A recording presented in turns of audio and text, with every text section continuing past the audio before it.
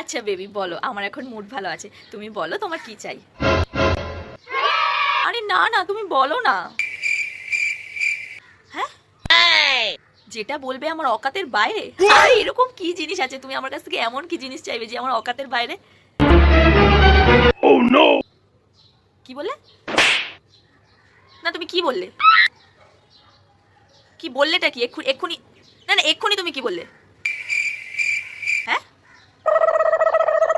না তুমি কি বলতে চাইছো? তোমার সাথে আমি ঝগড়া করি? হ্যাঁ, না তুমি কি বলতেটা কি চাইছো? তুমি তোমার সাথে আমি ঝগড়া করি?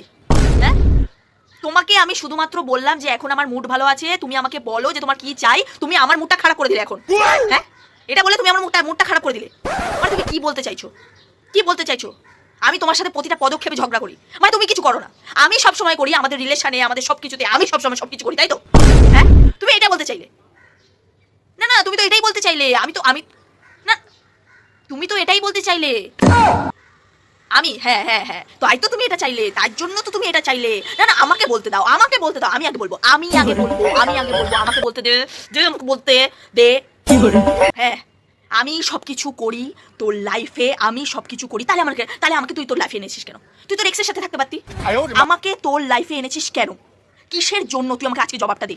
কিসের জন্য? তুই যদি আমাকে এটা বলে থাকিস যে আমাদের রিলেশনে আমি শুধুমাত্র ঝগড়া করি, তাহলে তুই আমাকে এই তোর রিলেশনে এনেছিস কেন? কেন এনেছিস? তাহলে তোর এক্সের সাথে তুই থাকতে পারতি, যে তোর এক্স ছিল, যার সাথে এক্স করেছিলি।